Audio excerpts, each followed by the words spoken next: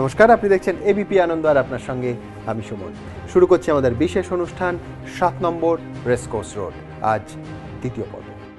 2014 দেশের ভবিষ্যৎ নির্ধারণ করার বছর, অথবা এইভাবেও বলতে পারেন যে পৃথিবীর সব থেকে বড় গণতন্ত্রের সব থেকে শক্তিশালী মানুষটি কে হবেন তার জন্য একটা ট্যালেন্ট হান্ট। আর এই ট্যালেন্ট হান্টে যিনি বিজয়ী হবেন তিনিই পৌঁছে যাবেন 7 নম্বর রেসকোর্স রোডে আপনাদের ভোটে। ইতিমধ্যেই এই অনুষ্ঠানের প্রথম পর্বে আপনাদের শুনিয়েছি এই প্রতিযোগিতার অন্যতম শক্তিশালী প্রতিযোগী নরেন্দ্র মোদীর গল্প। আর আজ শোনাবো এমন একজনের কাহিনী যিনি এবারের ভোটে নরেন্দ্র মোদীর সামনে সবচেয়ে বড় চ্যালেঞ্জ। এমন একজন ব্যক্তি যিনি গত 10 বছরে চাইলেই প্রধানমন্ত্রী হতে পারতেন। অবশ্য প্রধানমন্ত্রী না হয়েও গত 10 বছরে প্রধানমন্ত্রীর থেকে কোনো অংশে কম ছিলেন না। হ্যাঁ, ঠিকই ধরেছেন, রাহুল গান্ধী। আজ আপনাদের শোনাবো কংগ্রেসের প্রধানমন্ত্রী পদপ্রার্থী রাহুল গান্ধীর জীবনের নানা জানা অজানা কাহিনী।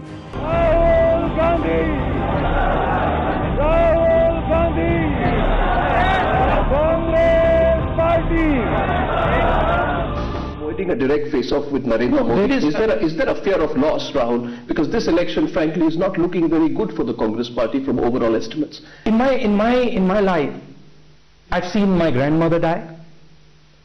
I've seen my father die. I've seen my grandmother go to jail. And I've actually been through a tremendous amount of pain as a child, when these things happen to you. I mean, there's absolutely what I had to be scared of, I lost. There's absolutely nothing I'm scared of. Congress Rahul গান্ধীকে প্রধানমন্ত্রী পদপ্রার্থী ঘোষণা করেনি, কিন্তু ঘোষণা হোক কিংবা নাই হোক, কংগ্রেসের আসল মুখ যে কে তা কারোরই অজানা নয়। রাহুলের দাবি তিনি কাউকে ভয় পান না, তা সে বিজেপির প্রধানমন্ত্রী পদপ্রার্থী নরেন্দ্র মোদী হন না কেন। শুরু থেকেই রাহুল নানা বক্তৃতায় তার পরিবারে ঘটে যাওয়া হত্যাকাণ্ডের উল্লেখ করে আসছেন। কখনো তিনি তার ঠাকুমার হত্যাকাণ্ডের উল্লেখ করেছেন, আবার কখনো বাবার হত্যাকাণ্ডের কথা শুনিয়েছেন। কিন্তু তিনি এমনটা করেন কেন? এর নেপথ্য রহস্যটা ঠিক কি? सुबह मैं उठा और स्कूल गया, और स्कूल में मैं ज्योग्राफी क्लास में बैठा था और एक व्यक्ति आया अंदर और उसने कुछ टीचर से बात की, और फिर वो मेरे पास आई टीचर और उसने कहा कि तुम्हें घर जाना है।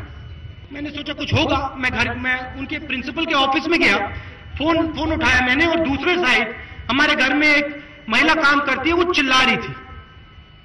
मतलब ऐसी चीख मैंने कभी पहले नहीं सुनी थी। और मैंने उससे पूछा कि दादी ठीक है? और उसने कहा नहीं नहीं नहीं नहीं नहीं नहीं नहीं दादी ठीक नहीं है, तुम एकदम आओ, और फोन रख दिया। जब हम घर गए तो वहां सड़क पे दादी का खून, और एक कमरे में मेरे जो दोस्त थे उनका खून। রাহুল গান্ধীর ব্যক্তিগত জীবনের সাপেক্ষে তার ভাষণ বিশ্লেষণ করলে আমাদের চোখের সামনে এমন একটি বাচ্চা ছেলের মুখ ভেসে ওঠে যার পরিবারকে আমরা দেশের সবচেয়ে সুরক্ষিত পরিবার বলেই জানতাম। কিন্তু বাস্তবে এই পরিবারের দিন রাত কাটত প্রবল আতঙ্কের আবহে।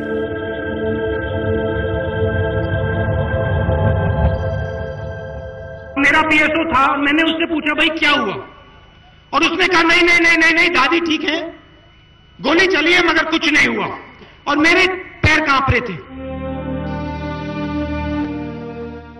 রাহুল গান্ধী বারবার তার নানা সভায় ঠাকুমা ইন্দিরা গান্ধীর কথা বলেন।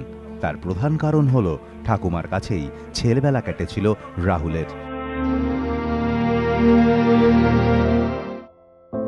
খ্যাতনামা চিত্র সাংবাদিক রঘু রাই তার বই a day in the life of Indira গান্ধীতে লিখেছেন ঠিক কিভাবে 2.5 বছরের ছোট্ট রাহুল তার প্রিয় দাদি বা ঠাকুমা প্রধানমন্ত্রী ইন্দিরা গান্ধীকে অফিস যেতে দেখতেন এবং তাকে গাড়ি পর্যন্ত ছেড়ে দিয়ে আসতেন। ইন্দিরা গান্ধী গাড়িতে বসেই নাতির দিকে হাত নাড়তেন, আর রাহুলও গাড়ি যত দূর দেখা যায় ততক্ষণ পর্যন্ত হাত নেড়েই চলতেন। গাড়ি চোখের অদূরে চলে যেতেই ছোট্ট রাহুল দুহাত ওপরে তুলে স্লোগানের ঢঙে বলে উঠতেন, গই গই গই।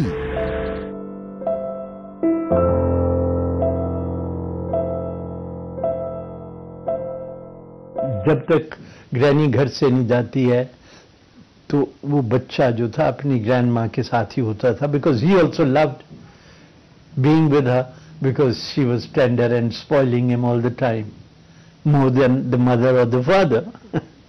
एंड वो जो मॉर्निंग के 2-3 घंटे होते थे, राहुल तैयार होके अपने छोटी सी शॉर्ट्स में और ऊपर का काइंड ऑफ टी शर्ट और jumper, you can call it, you know, children have those very cute dresses, and we'll go along with granny. That was the feeling, you know, all the time that they were there.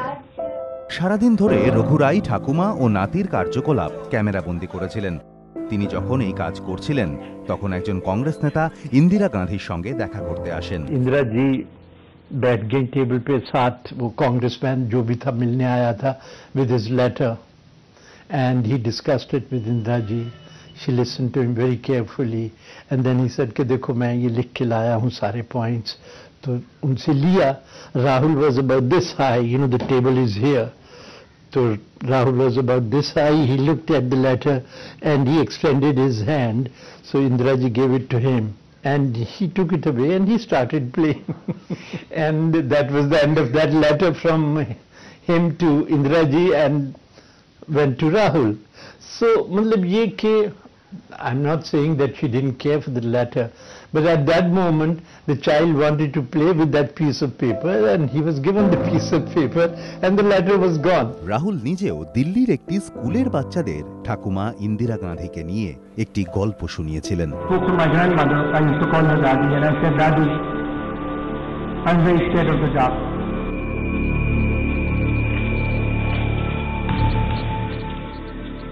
क्या हुआ बेटा? कुछ नहीं. वहां जाना है?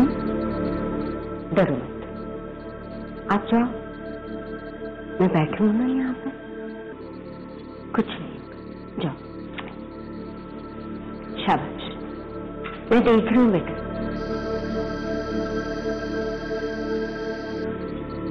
जाओ बेटा. Whenever I feel that there's a darkness, I imagine that there are horrible things in the darkness. I don't know what might come out of the darkness. जाओ, अंदर जाओ, मैं यहाँ से देख रही हूँ. हाँ, जाओ. शाबाश.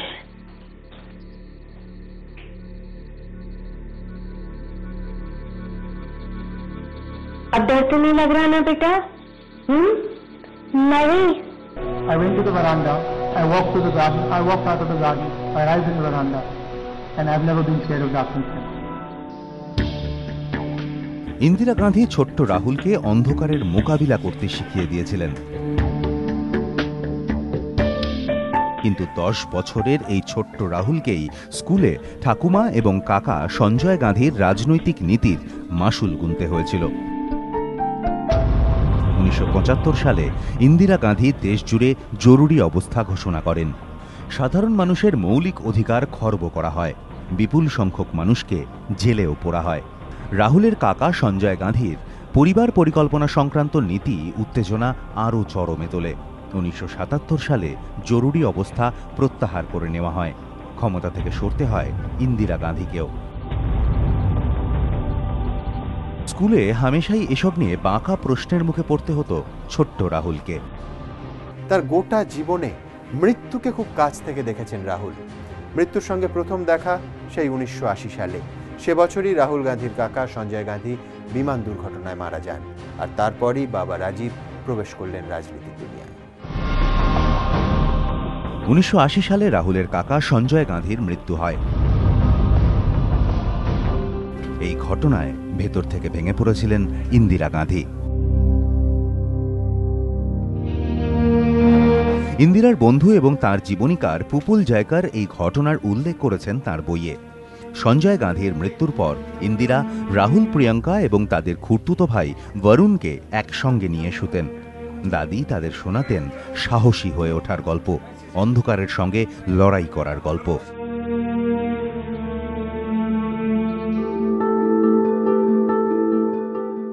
একদিকে স্কুলে তির্যক বাক্যবান এবং বাড়িতে কাকা সঞ্জয় গান্ধীর মৃত্যুতে ওলটপালট হয়ে যাওয়া পরিবার.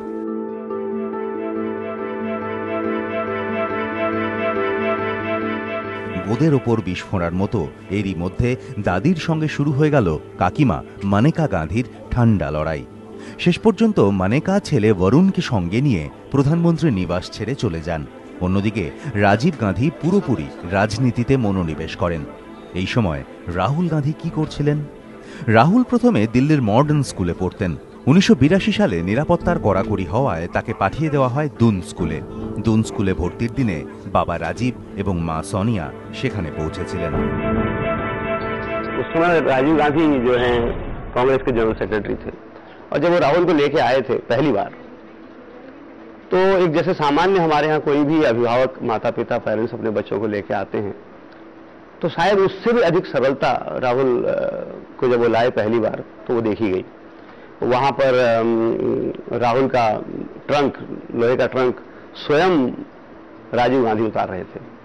मैं देख रहा था कि वो कितना जो है परिश्रम उस बक्से को उठाने के लिए कर रहे हैं। तो फिर आके उन्होंने बॉक्स रखा और हम लोग फिर वो कपड़ों की चेकिंग करते, तो लाके जैसे राजीव ने तो अंदर रखा जहां हमारा ऑफिस था, और सोनिया गांधी जो थी वो नीचे बैठ के वो सब कपड़े निकाल के गिनवा रही थी, तो वो चेक कर रहे थे सब।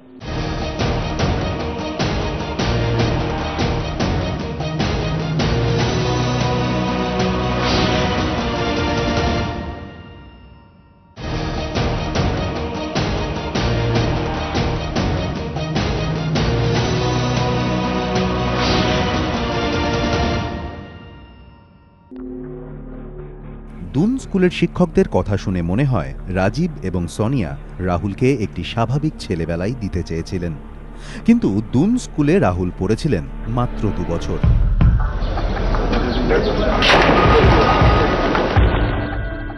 অপারেশন ব্লু স্টারের পর 1984 গ্রীষ্মে রাহুলকে দিল্লি ফিরিয়ে নিয়ে আসা হয়। সেখানেই সেন্ট কলম্বাস স্কুলে তাকে ভর্তি করা হয়। এই সময় রাজনৈতিক ক্ষেত্রে ইন্দিরার সবচেয়ে বড় চ্যালেঞ্জ হয়ে উঠেছিল পাঞ্জাবে বিচ্ছিন্নতাবাদের সমস্যা। 1984 সালে অমৃতসরের স্বর্ণ মন্দিরে সেনা পাঠানোর সিদ্ধান্ত হয়। নাম দেওয়া হয় অপারেশন ব্লু স্টার, যার ফলে পাঞ্জাবে বিচ্ছিন্নতাবাদ আরও মাথাচাড়া দেয়।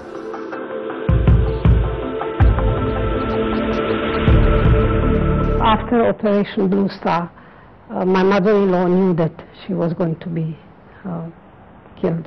She knew that her days were numbered. She had spoken to us. She had spoken to my son in particular. About Rahul? Yes. Really? And He must have been very young at the time. he was, I think he was 12. Okay.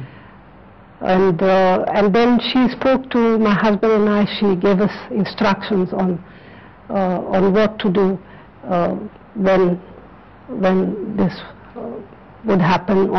She gave us instruction on her funeral. 1984 31 অক্টোবরের সকাল, গুলির কান ফাটা আওয়াজের মধ্যে দিয়ে ইন্দিরা গান্ধী এবং তার পরিবারের সেই আশঙ্কা সত্যি হলো। রাহুল যখন খবর পেলেন তখন তিনি স্কুলে।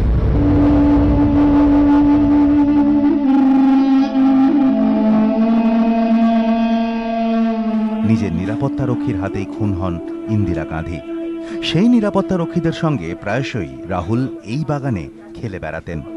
সেই বয়সে রাহুলের পক্ষে বোঝা সম্ভব ছিল না এই মানুষটি কেন তার দাদিকে হত্যা করল। এই ঘটনার পর বাড়ির ছোটদের জীবন পুরোপুরি বদলে গেল। সেই উথাল পাথাল অবস্থার চিহ্নই কি আজও বয়ে নিয়ে চলেছেন রাহুল গান্ধী?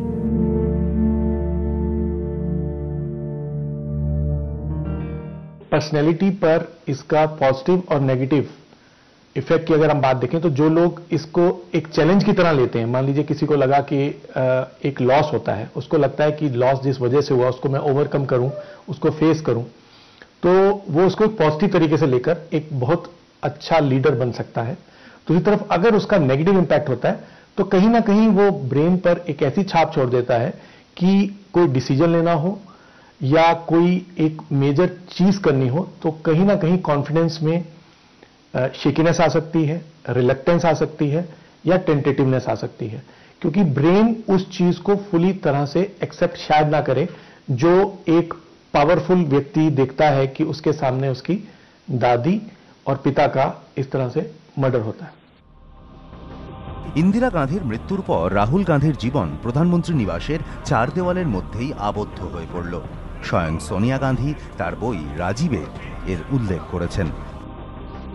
जिस दिन मेरी सास इंदिरा गांधी की हत्या हुई, वो राहुल और प्रियंका का स्कूल में बिताया आखिरी दिन था। अगले 5 साल तक बच्चे घर में ही रहे, यहीं पढ़े, एक तरह से नजर बंद किए गए हो, मानो जैसे बंदी हो। 4 दीवारों के अलावा सिर्फ वो बगीचा था जहां वो बिना किसी सुरक्षा के जा सकते थे। যে রাহুল গান্ধীকে আমরা আজ দেখতে পাই তার মধ্যে কোথাও কি ছোটবেলার ওই ঘটনাগুলো প্রভাব বিস্তার করেছে? সোনিয়া গান্ধী নিজে লিখেছেন যে তার বাচ্চাদের 5 বছর অবধি বাড়িতে রাখতে হয়েছিল, অর্থাৎ প্রায় গৃহবন্দী অবস্থায় তাদের দিন কাটাতে হয়। एक तरफ ओवर प्रोटेक्शन, दूसरी तरफ ओवर प्रोटेक्शन के बाद सडनली इस तरह की ट्रेजेडीज का होना, और फिर उन हालात की वजह से आसपास के एनवायरनमेंट का कॉन्स्टेंटली बदलना, तो वो ब्रेन के ऊपर उस चीज का एक छाप इस तरह की छोड़ सकता है कि वो जो पर्सनैलिटी है, पर्सनैलिटी के अंदर कहीं ना कहीं वो एक तरफ वर्थलेसनेस, हेल्पलेसनेस या होपलेसनेस के साइंस छोड़ सकती है, related to life, related to politics, related to all those things which are happening around that person. To my friends, then one day they killed my grandmother and took away the balance in my life. I felt pain like I had never felt before. 1984 থেকে 1989 পর্যন্ত অর্থাৎ পুরো 5 বছর কার্যত গৃহবন্দী হয়ে থাকতে বাধ্য হন রাহুল। বাড়িতে থাকতে গিয়ে বারবার রাহুল চলে আসতেন সেই বাগানে, যেখানে কখনো দাদির আঙুল ধরে হাঁটতেন ছোট্ট রাহুল, চুটিয়ে খেলা করতেন। আর এখানেই একদিন তার দাদিকে গুলিতে ঝাঁঝরা করে দেওয়া হয়েছিল। এখানেই রাহুল শিখ বিরোধী সংঘর্ষের কথা শোনেন, পড়েন, আর এখানেই তিনি পেয়েছিলেন তার দাদির হত্যাকারীদের ফাঁসিতে ঝোলানোর খবরও। সেই হত্যাকারী যাদের সঙ্গে এককালে চুটিয়ে খেলে বেড়াতেন ছোট্ট রাহুল। 84 की बात थी, मैं घूमने गया गार्डन में। मैं जल्दी जग जाता था, उस टाइम ओलंपिक्स चल रही थी, और मैं घूमने गया गार्डन में।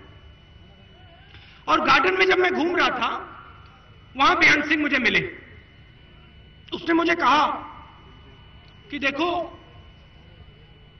अगर तुम्हारे ऊपर कभी भी कोई हथगोला फेंके तो तुम्हें इस प्रकार से लेट जाना चाहिए। मुझे बात समझ नहीं आई, 14 साल का लड़का था, वो भूल गया इस बात को। मैं 10-15 साल भूल गया। मैं वापस गया, ओलंपिक का प्रोग्राम था, दादी बैठी थी, वहां बात की। सालों बाद मुझे पता लगा कि दादी की हत्या से पहले सतवंत सिंह, बेअंत सिंह और बाकी जो लोग थे, वो दादी के ऊपर दिवाली के समय हथगोला फेंकना चाह रहे थे। যে সময়ের উল্লেখ রাহুল তার ভাষণে করছিলেন, সেই সময় রাহুলের এটাও মনে হতো রাজনীতি এমন একটি কাজ যা 24 ঘন্টা করতে হয় এবং যা করলে তার বাবার প্রাণনাশের মতো বিশাল ক্ষতি হতে পারে। সোনিয়া গান্ধী রাজীব শীর্ষক বইয়ে লিখেছেন, রাহুল একবার রাজীবকে জিজ্ঞেস করেছিলেন, पापा आप ऐसा क्यों करते हैं? आप नहीं सोचते कि आपको राजनीति छोड़नी चाहिए? রাজীব জবাব দিয়েছিলেন, मैंने कभी राजनीति छोड़ने की बात सोची ही नहीं। क्यों? রাহুল কারণ জানতে চাইলে রাজীব উত্তর দেন, क्योंकि मुझे भारत की जनता में यकीन है। রাহুল গান্ধী চিরকালই ক্ষমতার খুব কাছাকাছি বিচরণ করেছেন, ক্ষমতার বড্ড কাছে, আবার কোথাও একটা সেই ক্ষমতা থেকে দূরত্ব বজায় রাখার একটা সচেতন প্রয়াসও ছিল।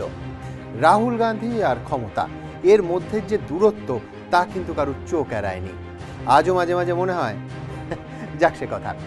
1989 সালে রাহুল গান্ধী প্রথম কলেজে ভর্তি হন, আর এখানেই তাকে ঘিরে প্রথম রাজনৈতিক বিবাদের সূত্রপাত। 1989 সালে রাহুল সেন্ট স্টিফেন্স কলেজে ভর্তি হন এবং এখানেই প্রথমবার বিতর্কে জড়িয়ে পড়লেন রাহুল।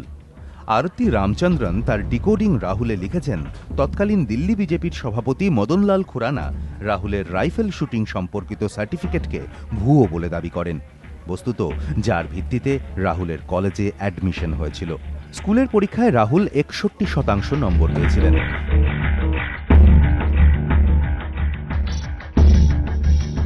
उन दिनों में स्टीफेंस कॉलेज की जो कट ऑफ लिस्ट जाती थी वो 85-87% के करीब जाती थी, और ये बड़ा बवाल हुआ था कि 61%, मैं कहते हैं कि 60-61% मार्क्स थे, कि 60-61% वाले मार्क्स को स्पोर्ट्स कोटे में एडमिशन दिया गया। और स्पोर्ट्स कोटा, जहां तक हमें याद है, राहुल गांधी जी कभी भी स्पोर्ट्स में कभी भी एक्टिव नहीं रहे, चाहे वो स्टेट लेवल का हो चाहे वो नेशनल लेवल का हो। और उसके बाद सबसे हैरानी वाली बात जो हमें लगती थी और जो उस वक्त मुद्दा भी बना था, राइफलिंग को लेके उनको सर्टिफिकेट उन्होंने पेश किए, मुझे याद है। और Rahul Gandhi ji used to wear heavy spectacles at that time. तो एक हेवी स्पेक्टिकल जिसको व्हेन यू डू शूटिंग के टाइम पे you need a concentration in terms of your eyes also. तो बड़ा हैरानी हुई थी। বিজেপির যুব শাখা তোলপাড় শুরু করার পর ভারতীয় অলিম্পিক অ্যাসোসিয়েশন এবং রাষ্ট্রীয় রাইফেল অ্যাসোসিয়েশন বয়ান জারি করে জানিয়ে দেয় রাহুল একজন ভালো রাইফেল শুটার। বলা হলো, রাহুল রাজ্য স্তরের প্রতিযোগিতায় 2টি স্বর্ণপদক পেয়েছেন এবং জাতীয় স্তরে তিনি 4র্থ স্থানে ছিলেন। उस समय राजीव गांधी देश के प्रधानमंत्री थे और एक तरीके से कंट्रोवर्सी हुई थी कि राजीव गांधी के पुत्र को जो है वहां पर किसी तरीके से सेंट स्टीफेंस कॉलेज ने फेवर करके एडमिशन दिया है, लेकिन तथ्य ऐसे नहीं थे। उस पर मैंने स्पोर्ट्स वर्ल्ड नाम की मैगजीन के लिए मैंने स्टोरी करी थी जिसका टाइटल था प्राइम मिनिस्टर्स हॉट शॉट सन, और उसमें जो था, जब मैंने तथ्य इकट्ठे किए तो उसमें ये पता चला कि राहुल गांधी जो थे वो बड़े अच्छे पिस्टल शूटिंग में उनको बड़ी महारत हासिल थी, और नेशनल और स्टेट लेवल के चैंपियनशिप्स में, नेशनल लेवल की चैंपियनशिप में उनको रैंकिंग मिली थी। अगर आप सबसे बड़ा एग्जाम्पल तो आप देखिए ना उस एडमिशन से पहले ना उस एडमिशन के बाद राहुल गांधी जी कभी भी नेशनल राइफल जिसके लिए वो तीरंदाजी, उसके लिए शूटिंग के लिए वो एडमिशन लिया, ना उन्होंने कॉलेज को कभी रिप्रेजेंट किया, ना उन्होंने कभी स्टेट को रिप्रेजेंट किया, ना उन्होंने कभी नेशनल को रिप्रेजेंट किया, एडमिशन लेने से पहले भी और एडमिशन लेने के बाद भी। तो जो सर्टिफिकेट जो मैनिपुलेटेड थे, इट वाज फॉर श्योर, हमारे पास प्रूफ थे उन चीजों के। उन दिनों में हम लोगों ने दिल्ली पुलिस को जांच के लिए भेजा था। বাড়িতেই 5 বছর ধরে স্কুলের পড়া করার পর 1989 সালে রাহুল ইতিহাস পড়তে সেন্ট স্টিফেন্স কলেজে ভর্তি হন, কিন্তু কলেজেও তার জীবনে খুব একটা পরিবর্তন আসেনি। আরতি রামচন্দ্রন লিখেছেন, রাহুল সবসময় সাফারি পরিহিত 20-25 জন নিরাপত্তা রক্ষীদের দ্বারা বেষ্টিত থাকতেন, চুপচাপ ক্লাসে আসতেন এবং একদম পেছনের সারিতে গিয়ে বসতেন। অবস্থা ছিল এমনই যে রাহুল ইচ্ছে মতন না পারতেন কোথাও যেতে, না পারতেন কিছু খেতে। একবার তার ক্লাসের এক বন্ধু জন্মদিনের পার্টি দেন, রাহুল চেয়েছিলেন তাতে অংশ নিতে, কিন্তু তার নিরাপত্তার দায়িত্বে থাকা এসপিজি সাফ মানা করে দেয়।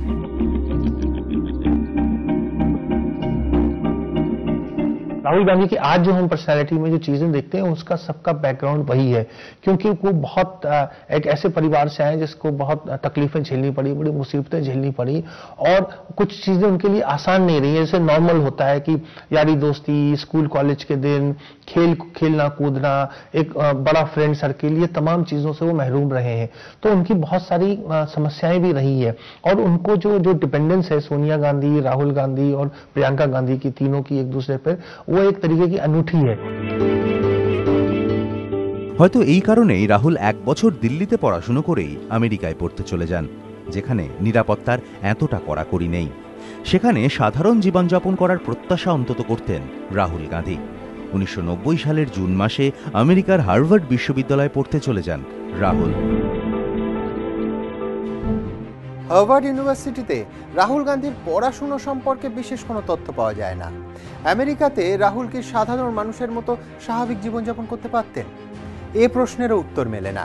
কিন্তু হার্ভার্ড পৌঁছানোর বছর খানেক পর রাহুলের জীবনে এমন একটা ঘটনা ঘটে যা তার জীবনটাকে একেবারে আমূল পাল্টে দিয়েছিল।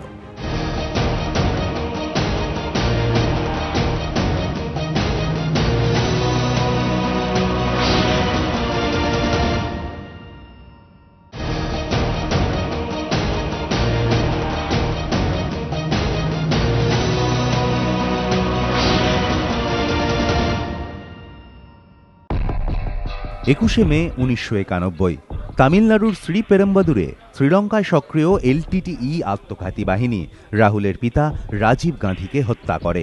সে সময় রাহুল ছিলেন আমেরিকার হার্ভার্ড ইউনিভার্সিটিতে।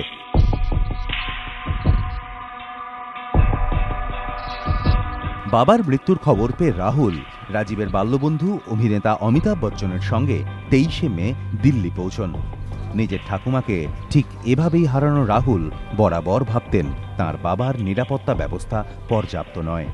একটা ভয় তার মনে সর্বদাই কাজ করত, নিরাপত্তার গলদ না মেটানো গেলে ঠাকুমার মতো হয়তো বাবাকেও হারাতে হবে।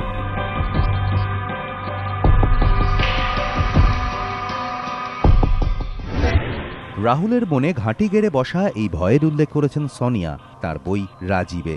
তিনি লিখেছেন, राहुल अमेरिका से बार बार फोन कर राजीव गांधी के सुरक्षा इंतजामों के बारे में पूछते रहते थे।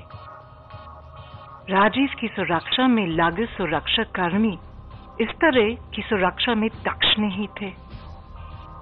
मार्च 1991 में राहुल छुट्टियों में दिल्ली आए थे। वो राजीव के साथ बिहार के चुनावी दौरे पर भी गए थे। वहां बेहद लाचार सुरक्षा इंतजाम देकर राहुल बहुत दुखी थे। वापस अमेरिका जाते वक्त राहुल ने कहा था कि अगर सुरक्षा इंतजामों को लेकर कुछ ठोस नहीं किया गया तो उन्हें पिता के अंतिम संस्कार के लिए जल्दी ही वापस आना होगा। রাহুলের জীবনে এই দুটি ঘটনা যা আপনারা দেখতে পাচ্ছেন একই সঙ্গে তা সম্ভবত তাকে রাজনীতির প্রাথমিক পাঠ সম্বন্ধে অবগত করে দিয়েছিল। দেশের সবথেকে প্রভাবশালী পরিবার আরও একবার তীব্র দ্বিধায়। সোনিয়া গান্ধীর সামনে বড় পরীক্ষা, কঠিন প্রশ্ন। রাজনীতির জগতে সোনিয়া পা রাখবেন নাকি রাখবেন? রাজীব গান্ধীর মৃত্যুর পরই কংগ্রেসের ওয়ার্কিং কমিটি সোনিয়া গান্ধীকে দলের সভানেত্রী করার প্রস্তাব পাশ করে। আর ঠিক তখনই নিজের জীবনের প্রথম রাজনৈতিক সিদ্ধান্তটি নেন রাহুল গান্ধী। রাহুল মা সোনিয়াকে বলেন তিনি যেন কোনোভাবে রাজনীতিতে না ঢোকেন। রাহুল চাইতেন তার মা যেন কখনোই রাজনীতিতে না আসেন। I don't think there's much doubt that after the assassination of Rajiv Gandhi, the Gandhi family was out of politics. I don't think it's any secret that, and she's spoken about this in interviews, Sonia Gandhi went through a very bad patch. She was emotionally very disturbed. I think the kids also felt that they'd had enough of politics. And I think it was always considered improbable, if not downright impossible, that she would ever enter politics. বাবা রাজীবের হত্যার কয়েকদিন পর Rahul America ফেরত চলে গেলেন। 1994 সালে Rahul Rollins college থেকে আন্তর্জাতিক সম্পর্ক বিষয়ে বিএ ডিগ্রি পান। রোলিন্স কলেজে অবশ্য রাহুলের নাম ছিল Raul Vinci.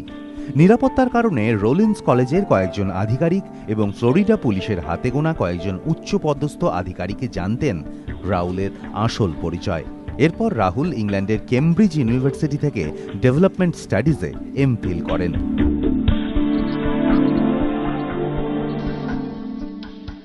He went off to America, then he was in England, and he said he had the best years of his life in England because it was absolutely without any kind of, he said, उन्होंने एकदम free था, it was to go to a bar and to a pub, शाम को friends के साथ, दोस्त के साथ, spend time, no security guards, no kind of, he didn't even have any people who he knew in the sense कि उनके circle में, so it was truly, and he said it was one of his best experiences. যদিও রাহুলের শিক্ষা নিয়েও প্রশ্ন উঠেছে। 2006 সালের ডিসেম্বরে নিউজ উইক পত্রিকায় প্রকাশিত হয় রাহুল হার্ভার্ড এবং কেমব্রিজে অর্থনীতি পড়ার জন্য অ্যাডমিশন নিয়েছিলেন ঠিকই, কিন্তু তিনি ডিগ্রি পেতে ব্যর্থ হয়েছিলেন, অর্থাৎ তিনি ফেল করেছিলেন। এর বিরুদ্ধে কংগ্রেস মুখপাত্র অভিষেক মনু সিংভি নিউজ উইককে নোটিশ পাঠান। পরে নিউজ উইক কিছু তথ্যগত ভুল হয়েছে বলে ক্ষমা চেয়ে নেয়।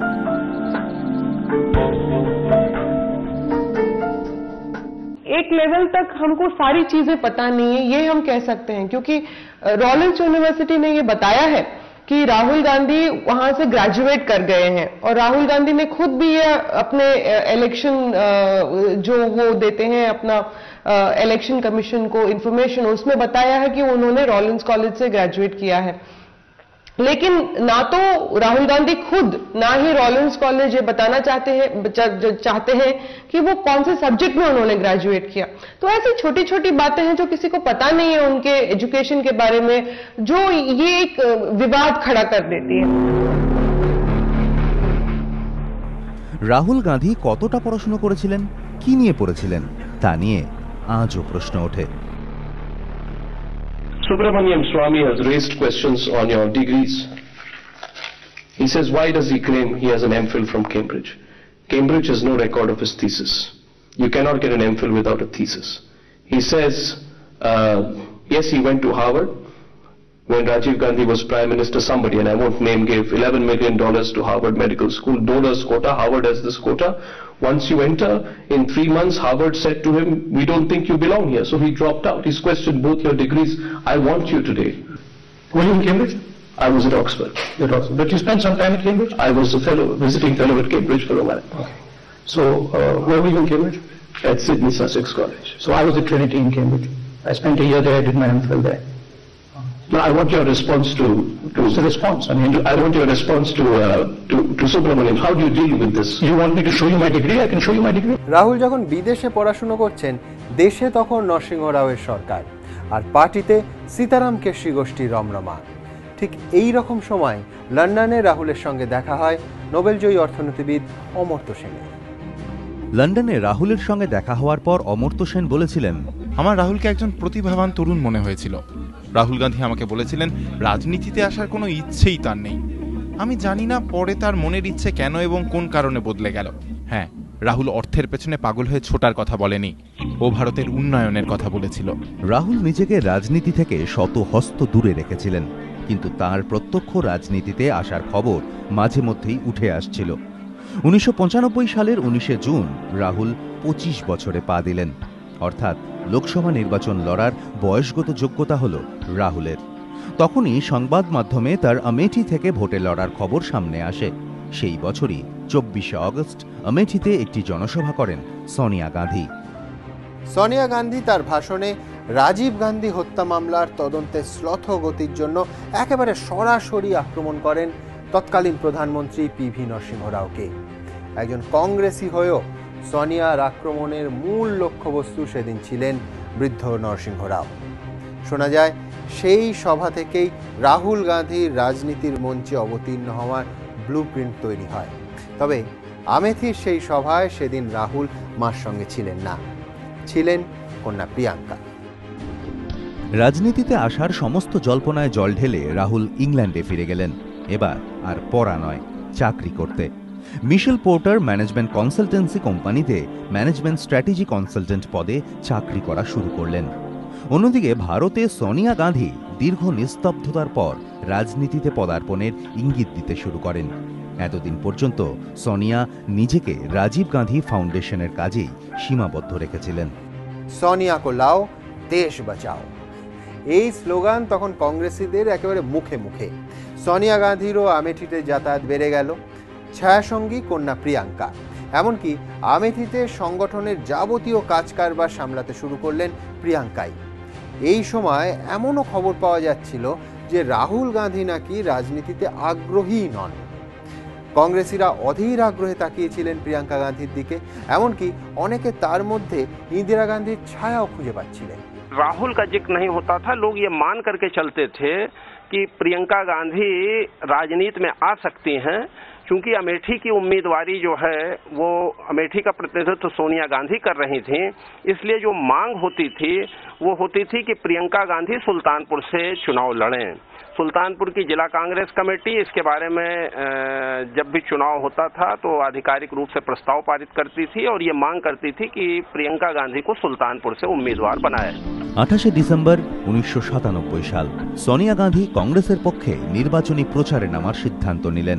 11 জানুয়ারি 1998 সোনিয়া সেই শ্রী পেরম্বাদুরে জনসভা করেন, যেখানে 6 বছর আগে তার স্বামী রাজীব গান্ধী হত্যাকাণ্ড ঘটেছিল। সেদিন সোনিয়ার সঙ্গে ছিলেন প্রিয়াঙ্কা গান্ধী, সভা শেষে সোনিয়া তামিল ভাষায় একটি বাক্য বলেন এবং ভিড়ে ঠাসা সমাবেশ থেকে আমাদের ভবিষ্যতের নেতা এই স্লোগান উঠতে থাকে।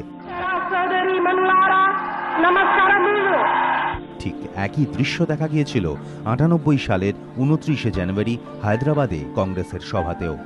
সেখানেও একসঙ্গে উপস্থিত ছিলেন মা সোনিয়া এবং মেয়ে প্রিয়ঙ্কা। রাহুল তখনও বিদেশে, কিন্তু দেশে 1995 সাল থেকেই যে কোনো সমাবেশে মা সোনিয়ার সঙ্গে দেখা যেত প্রিয়ঙ্কাকে। অমেঠিতে স্লোগানও চলছিল রমরমিয়ে। কিন্তু 1999-তে প্রিয়ঙ্কা রাজনীতির সঙ্গে সম্পর্ক ছিন্ন করলেন। সেই বছরই প্রিয়ঙ্কা রবার্ট বঢরার সঙ্গে বিয়েটা সেরে ফেলেন। এরপর প্রিয়ঙ্কা তার রাজনৈতিক কর্মকাণ্ড কেবলমাত্র অমেঠি এবং রায়বরেলিতেই সীমাবদ্ধ রাখলেন। Everybody who deals with Priyanka, whether it's party workers in Raebareli or Amethi or even the SPG people, talk about how she connects with people, how much warmth there is.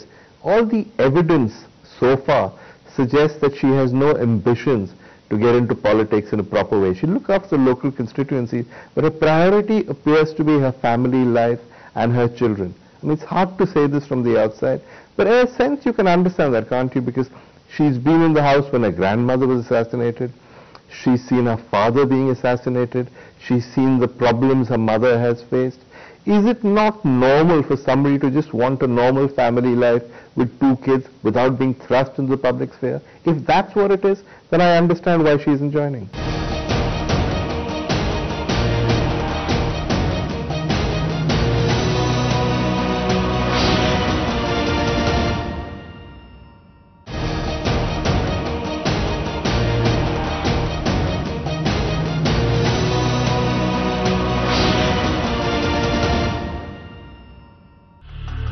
1996 এর নির্বাচনে কংগ্রেসের নেতৃত্ব করছিলেন নরসিংহ রাও, কিন্তু ভোটে পরাজয় হয় কংগ্রেসের।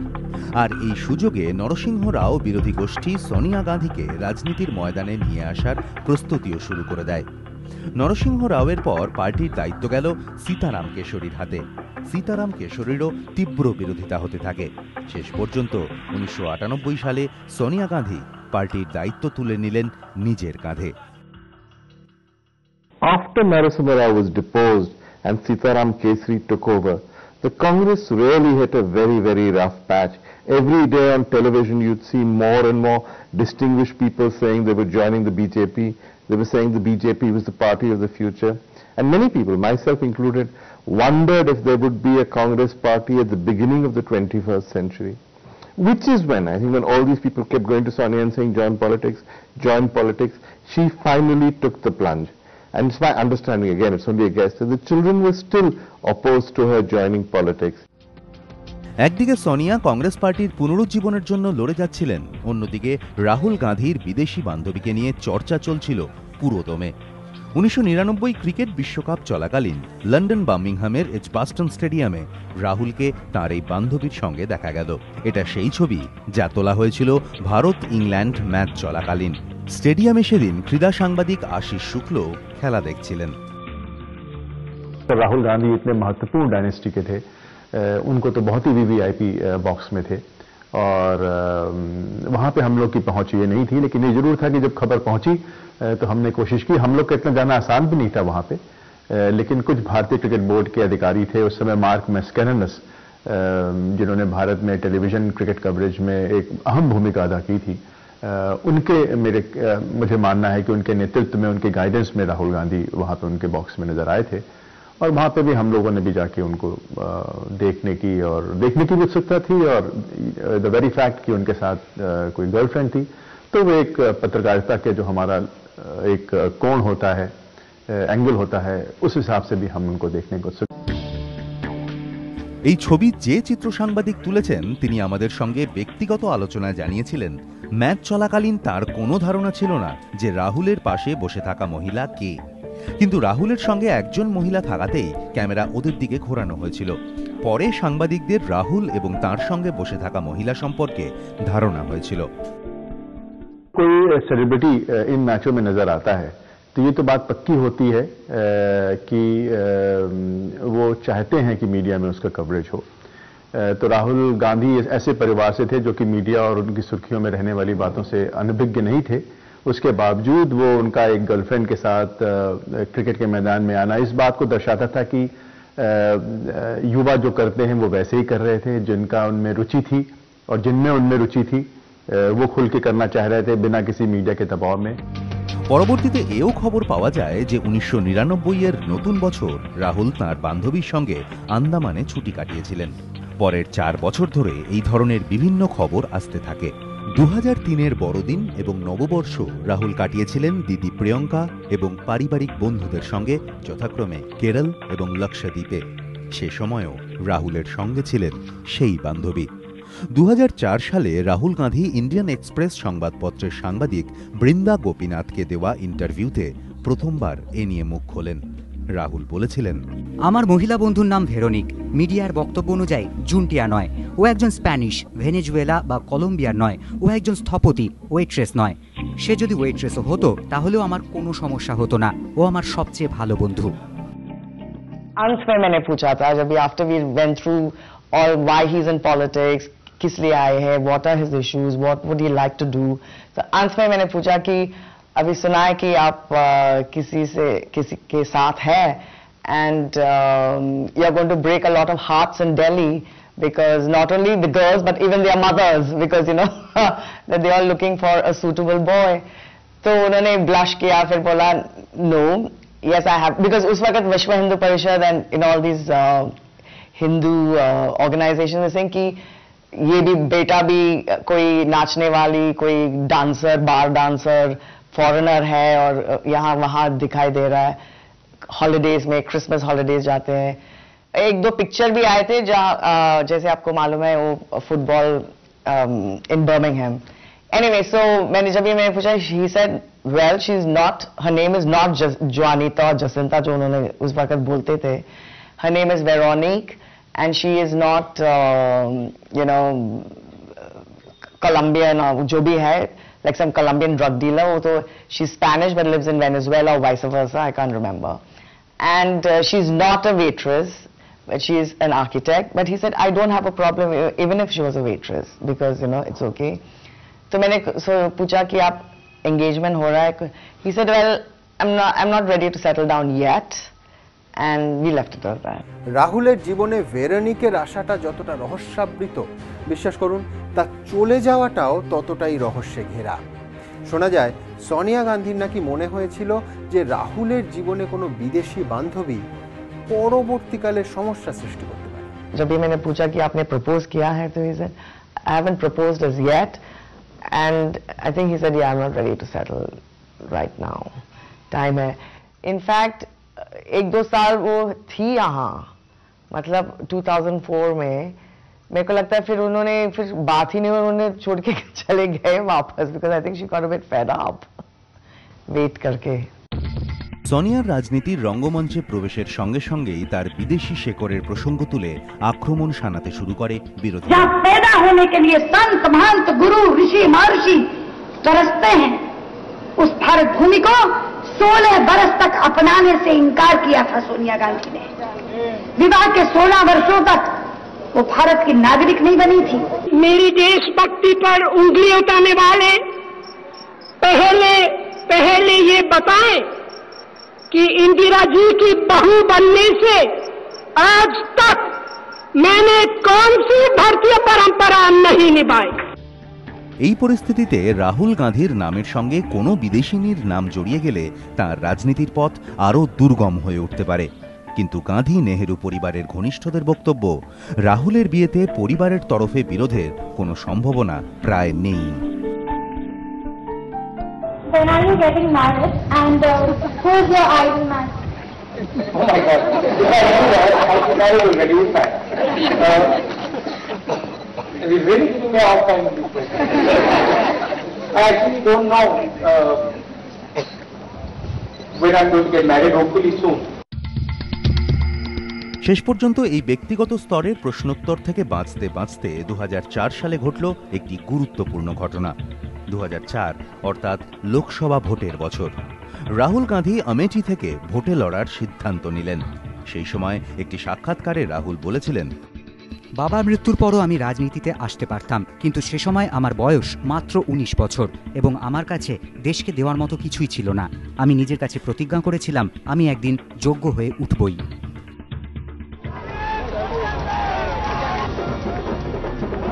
সোনিয়া গান্ধীর নেতৃত্বে কংগ্রেস 2004 নির্বাচনে লড়ে।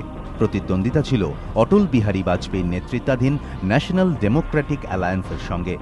ভোটে কংগ্রেস বিজেপির নেতৃত্বাধীন জোটকে পরাস্ত করে। কিন্তু যখন প্রধানমন্ত্রী নির্বাচনের প্রশ্ন এলো, সোনিয়া গান্ধী নিজে সরে গিয়ে মনমোহন সিংহকে প্রধানমন্ত্রী করে দিলেন।